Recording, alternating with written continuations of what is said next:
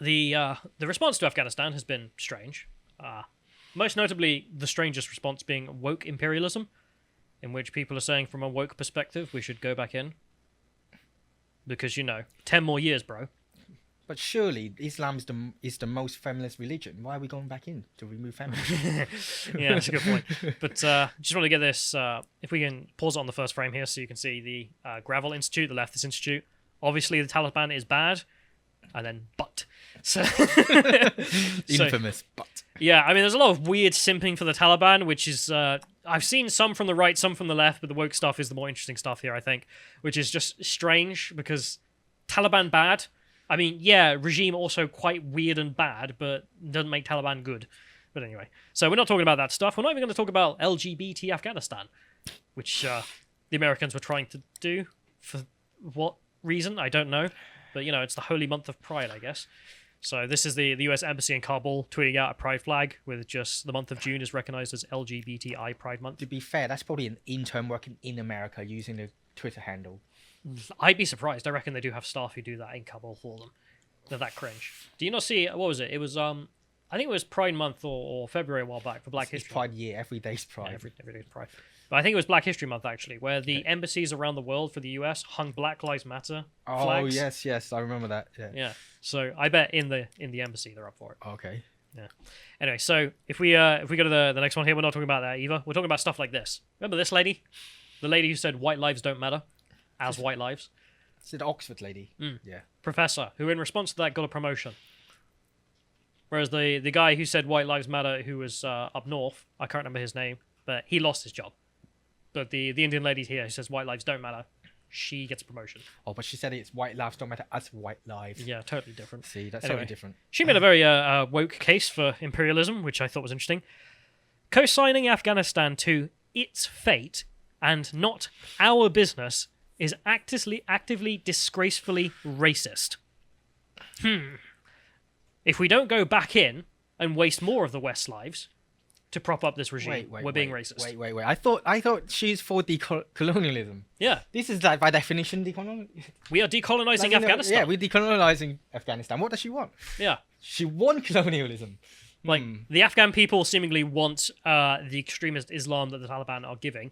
That's why they're not fighting them. It's not extreme, it's just Islamic. It's just Islam, you are right there. I'll prove to you later why. You don't have to, you're just right. But anyway, she says it's disgracefully racist for us to be there, not magnificently anti-imperialist. Good God.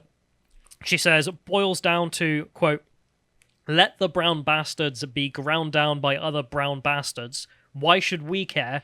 That's what they're like. Not pretty put that way. So us leaving and letting the Afghans sort their own goddamn country out, that's us being racist because brown people are killing brown people. The white man did this. Well, it's true, because Black Lives Matter. Oh, boy. But yeah, I just thought that was a particularly amazing take, although she's not the only one who's arguing that we should go back in, presumably. So let's go to the next one here so you can see Tobias Ellwood, MP for the Conservatives, who I don't know why he has this opinion. I don't get it. So he posted about a woman getting her age gals out and young girls being turned into sex slaves, which, the Taliban are barbarians, because everyone in that goddamn region is a barbarian. And he says, Parliament will now be recalled. Thank you. I encourage all my colleagues to make it clear to the PM that abandoning Afghanistan is the wrong decision. What does he want us to do? Like, this is what I don't get. Like, sure, you can say that the exodus has been poorly planned, but there was no resistance. Like, we were there and it stood, and as soon as we left, it collapsed. I mean, what does he want us to do? Stay another 10 years, and then suddenly everything will be fixed? We've been there for 20. Well, I think it's just staying there is not enough. It's a half measure. You either do it all, or you leave, and they chose to leave. Yeah. You either finish the job or get out of there. So this the guy is in charge of the Defence Select Committee as well. He's not just some MP. He's in the position to push on this. And Parliament's been recalled. I presume they're just going to whine about it, and then nothing will happen on the floor. But it's not just him. The Labour Party are also standing by this policy of we need to discuss it. They'll strongly condemn. That's what they usually do. Strongly worded. Strongly condemn, yes. Yeah. Lisa Nandy, we've witnessed a catastrophe unfolding in Afghanistan. I stand with the people of Afghanistan and all the LGBT sufferers over there. That's what they're going to say, you know. To be honest, if you are gay in Afghanistan, get the hell out. Oh, yeah. Jesus Christ. Don't hide in the rooftop. Yeah. So this is Lisa Nandy, Labour Party. I think she's still on the front bench. So she says there are serious implications for Afghanistan and the UK. It's the right thing to do to recall Parliament, but what on earth has it taken this long? Because it's pointless. They're just going to bang the tables about how we should be in Afghanistan still. Why? Why do we need to be there? We've been there for 20 years. The regime we set up... We can't possibly replace the Americans. So no. It's a non-starter. We can't... all the Americans left. We can't have at least minimum double that troop in order to take back the territories. It's just not going to work. Anything the Pentagon does, we do. Yeah, that's how our politics works on defense. So if they're gone, we're leaving too. But you mentioned Tobias Elwood mentioned that the Taliban are taking female girls as sex slaves. Yeah, the Taliban are a bunch of barbarians, but the thing is, everyone in Afghanistan seems to be a goddamn barbarian. And I'm not just talking about the people on the ground. I am talking about the people we put in charge. It's the police. The police engage in exactly the same thing, except with boys instead of young girls. So you get the next one here. So this is a clip from a documentary in which an ex-BBC employee went there, and he just recorded what was going on. The Americans trying to advise the Afghanis and how barbaric the Afghanis are. So we can play this first clip. This is what he got when he discovered the Americans discovered that the police were taking young boys and using them as sex slaves. And then the Americans went to the guy in charge of the whole region and was like, hey, we need to raid these places. What was his response? Let's play this clip. Why was there a boy on that BB? What did that commander say to you?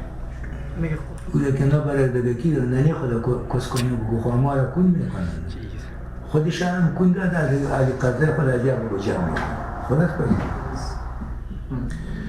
ما راپور دادیم که ملکی است ناسا هم در ملکی میایه ما باش گفتیم که ایره نگاه نکن پیش آوردیم همون بچه بگو خودشان میخواه که در پوسته بشینه آشوانه برای عجب کنه شما که بگو وقت خواستم یک نفر ایستپیدم ما بگو آورده بودم بوده جلب کردم که یک بچه خوردش او یک نواسی خوردش در پوسته بود ما برش میگم که نواسه و بچه تا ببر برای خدا ما را پیشش خلاص کو اگر بذات خدا تو را بندی میکنم ما میگم ما چطور کنم که میبرمش پس نه.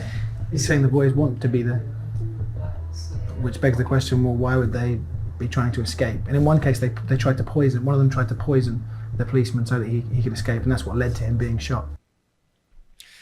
That's the people we were propping up. I think our original strategy is wrong. We should have sent them a lot of wood chippers. You'd have to wood chipper a lot of the country by the looks of it, because that's not just some guys. That's fertilizers are good for the anyway. That's not just, you walk into the village and there's a couple of pedos in the village. No, that's the police commander. He's in charge of a bunch of police stations. Yeah, then. And the police are the ones taking the child sex slaves who are all boys and then raping them. So I mean, that's what we're dealing with. We're dealing with a level of, well, the Taliban are a bunch of pedo rapist barbarians. Yeah, well, the police we put in charge are a bunch of pedo rapist barbarians too. I don't know what to say. Well, it's like you want to rape girls, you want to rape boys. I mean, that's the decision. For people listening as well, in case because you can't understand the words he's saying, his response to why are there boys on the PB, the police base, was him. His response was, if they do not F the asses of these boys, who shall they F? The P words of their own grandmothers? Well, actually, that may be symptomatic of, like, because in Islam, you're allowed to have 4 wives. So if one man has 4 wives, that means there are not enough women to go around for the other men. So this is inevitable. Well, logically, I think it's to do with Baku Bazi. The no, I know, but but the reason that actually happened is because not enough women to go around because there's more. One man have more than one wife. Is if the numbers of male and female are approximately the same, a lot of men have no women. So what else are they going to? I don't know, but I do know that everyone there is a goddamn barbarian. Like, these are not people you want to interact with. The people on our side in the south who are in charge of the police. Well, I mean, there are some interactions like with a baseball bat. Yeah, that's the interaction. But the Americans couldn't do that, and we couldn't do it either, apparently. So there's also the memes that come out of all this, because that was pretty grim, so let's try and lighten the atmosphere. There was some journalist who went down to talk to the Taliban to ask what they're going to do when they take over, and she asked them, what about women's rights? So let's play this clip. So would you believe in the democratic vote, though? So would people be allowed to vote in women politicians?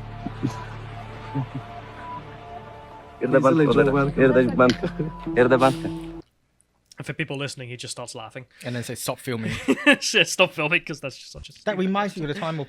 remember that documentary when a female journalist was asking the Muslim scholar about rape of husband raping their wives, and he was laughing at her and said, oh, should have sent her off and get her raped and cut her nose off. you remember that clip? No, I don't remember that. Anyway. But that's the digress. level of barbarians we're dealing with. I mean, these people believe that women should be in burqas 24/7, no education, cut off their clit, all of that stuff. And she's like, yeah, but you're going to let women be elected into office, aren't you? No. This is the land of barbarians. I don't want to stay on that point too much, but it needs to be reiterated. There is nothing to salvage from this place. There is nothing to salvage from many of these places, in my opinion. Anyway, so let's go to the next thing on this, which is just to remind people of the other wokeism around all of this, which is that the Taliban have an account on Twitter issuing statements. So if you want to keep up with the Taliban, you know where to go. Their favorite platform, twitter.com. But Donald Trump, you got to go elsewhere for that. Okay, it can't be on our platform. He's encouraging violence. But the Taliban, very, very kosher. Anyway, so there's also the response from the embassy. So if we get the next one here, you can see one of their statements in which they say, "We assured all embassies, diplomatic centres, institutions and places that foreign nationals in Kabul that they will not face any danger." So this is why I mentioned earlier about them being like, we're just not going to kill Westerners as much as they'd like to. They're just going to let you leave. Yeah, it makes sense. Get out. So they say, let everyone be in Kabul with full confidence. The forces of the Islamic Emirate are tasked with strengthening the security of Kabul and all other cities. Because this is going to be it now. The Islamic Emirate is coming back. And I think China's already recognized them or on the stage to recognize them. Imagine my shock. And there is one thing out of this that I thought was interesting as well, which is Biden said something sensible. Well, I mean, broken clock and all that. Yeah, pretty much. But it's this is obviously before all of this has taken place, but you can see Lauren Chen actually being like, well, never thought I'd say this, but I'm agreeing with everything Biden says here.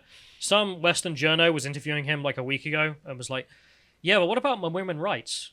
If we all leave, the women's rights are going to go down in Afghanistan. And Biden's just like, I don't care. That's not my problem. Like, I'm here to secure America, not Afghanistan's women's rights. See, should have evacuated all the women. Just take all the women. Just take them all. But let's play this clip of Biden making some sense. The Washington Post quoted you this week in a story about Afghanistan, saying that back in 2010, you said to Richard Holbrooke, the then envoy, "I'm not sending my boy back there to risk his life on behalf of women's rights. It just won't work. Not what we're there for." Is that how you remember it? Or what did you mean? What I meant was there's 1,000 places we could go to deal with injustice. I can think of 10 countries where women and or children and or people are being persecuted or being hurt. But the idea of us going to be able to use our armed forces to solve every single internal problem that exists throughout the world is not within our capacity. And don't you bear some responsibility for the outcome if the Taliban ends up back in control and women end up losing the rights? No, I don't. Look, are you telling me that we should go into China go to war with China because what they're doing to the Uyghurs, 1 million Uyghurs out in the West in concentration camps? Is that what you're saying to me? It was your quote, sir. I was asking you. No, what you I know. meant. I gave the answer. Do I bear responsibility? Zero responsibility. Love my zeros. Absolute White zero. supremacist confirmed. No, it's just Dominic Tarczynski. Just zero responsibility. Not my problem. And I'm in personal agreement with him on that, which is that who cares? Like, you can try and blame the West for this. No, Pakistan ultimately has the blame for this because the might of the United States military would be able to stamp out the Taliban if they had no funding or support, but they do from people like Pakistan. But anyway, him saying something sensible, and he got bashed for it there. But the point I'm trying to make is you can see from the Oxford professor and this lady and people talking about, oh, but what about my women's rights? It's like, well, you can't try and justify us staying in Afghanistan forever on the basis of like, yeah, but what about this and that? Don't care. Like, well, they'll do a job and then get out, which... That's the thing. I'm actually in agreement. What with even was the job in the first place? Well, the original job was to get Osama bin Laden, but then he ended up in Pakistan. Yeah. So yeah. There is also one response from the establishment Dems, who for some reason are making this narrative that we should have stayed, which is funny. So Nancy Pelosi saying here, and I found this statement particularly weird: the US, the international community, and the Afghan government must do everything we can to protect women and girls from inhumane treatment by the Taliban. As we strive to assist them, we must recognize that their voice is important and respect their culture. It's kind of contradiction right there. Respect the culture, I presume, of the Afghan government that no longer exists. Well, but, the Taliban is the government now. So. Yeah. But also the established government was permitting child rape by the police. Yeah, and so honor killings and we'll respect their culture. Cutting of rape, women's noses off, clitorises off. You know, that's the culture that you want to respect. Fair enough. I mean, it really is What like turns one you of on? Cole's, what were those series he did? Every Culture is Beautiful. Yeah. The culture of Afghanistan. Respect their culture. What? What is there to respect? I just don't know. There is nothing there to respect. Anyway, just respect a bunch of pedos. So let's go to the next link on this. So, of course, the West is to blame for everything, because it always is. I can admit that, yeah, we did go in. Yep, we then set up a government. We didn't take over the whole place because of the rest of the Islamic world funding the Taliban. So we're leaving. We've given the government 300,000 troops. We trained them. We gave them loads of weapons, as you could see. And they didn't fight. So they lost. And this isn't the West's fault, in my opinion. I just have no sympathy for this idea. As you can see, the eye trying to push here. Afghanistan, brace for refugee crisis or risk more asylum seekers dying at sea. Charities tell the UK government. UK, Afghanistan. Borders. There's just nothing in the way in between Afghanistan and the UK that they could go to. I don't know. They just jump right at sea from Afghanistan straight to over here. If only there was some country that could take them. Yeah. Some country that's culturally similar. Like next to them, like maybe with more responsibility than the British for the Taliban victory. Begins with a P. They could go to that one, Pakistan, and stay there. But no, of course, this is Britain's fault, and we've got to take it. We need to build more 4-star hotels, I think. There's a hotel in Reading that just got taken over for this purpose as well already. Aren't you glad you moved? Yes. Sorry to beat up on Reading, but the Labour Council there are awful. Anyway, so yeah, I mean, only if we could make the Pakistanis be responsible for their own actions. So they continue on in here. The United Nations estimates that as many as 18 million Afghans, nearly half the country's population, need urgent humanitarian aid as the Taliban continue to capture more territory. You know who they can go and visit? The nearby countries. We're not moving 18 million people to the west because Taliban have taken over. Sorry, not happening. Britain has committed to helping resettle former interpreters who worked with the UK armed forces during the 20-year conflict and may become a target for militants. Well, fair enough for those ones, I think. Yeah, that one anyone can agree with. These guys risk their life to work with us in a military capacity. They get asylum. Yeah, service guaranteed citizenship. Yes, and that's fair. The idea that we should take other people just because, well, living under the Taliban is bad. Yeah, it probably is absolutely awful, but not our problem. And there are plenty of other countries for you to move to that are similar. So the government has not promised to resettle any other refugees through unilateral channels because we shouldn't. Labour's shadow immigration minister, Bambos Charlimanbos, sorry, I don't know how to say the name, insisted that UK had an obligation to the Afghan people, no we don't, in the wake of the war in which the US and its Western allies have left. And this, I think we can expect more of. We can expect more of Westerners trying to pinch that we should definitely take more refugees. Well, yeah. Because nothing ever goes wrong. Expect a lot of refugees welcome signs. Yeah.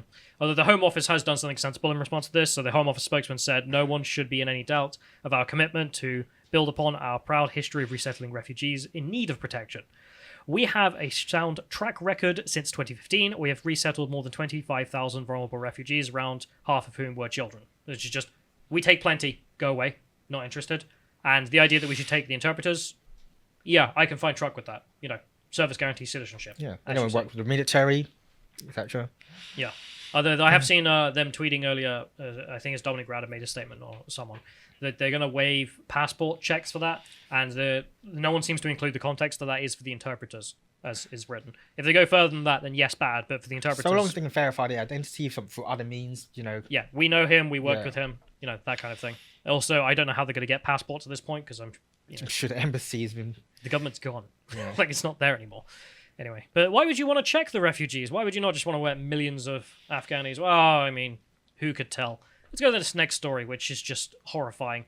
This is an Iraqi who arrived here via dinghy 4 weeks ago. He was found contacting a 14-year-old with the aim to rape her. Cobra Chile Protection intercepted him. If you scroll down, you can see the chap.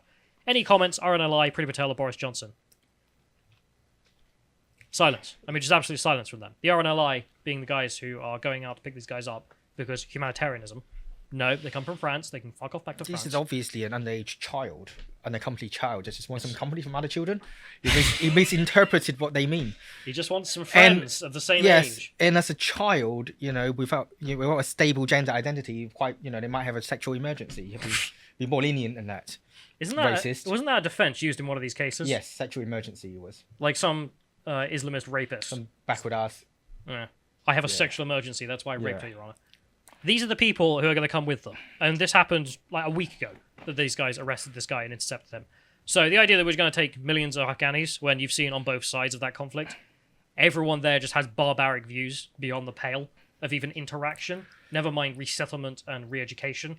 No, I don't think we should take anything there that isn't something that has helped us militarily, like the interpreters. Like I said earlier, like I can prove to you that it's not radical Islam, it's just Islam. Because if you look at all the countries in the world, and then you line them up on the x-axis, you've got the population and percentage of Muslim population, and then on the y-axis you have the human rights condition of those countries as their treatment to, say, women, to homosexuals, to religious minorities, atheists, and then what correlation do you see? I mean, if all the Muslims in the world don't represent, the left always love talking about representation. If all the Muslims on the whole world don't represent Islam, I don't know what the F does. If you enjoyed this segment from the podcast of the Lotus Eaters, you can watch the full broadcast live every weekday at 1 p.m. UK time on lotuseaters.com.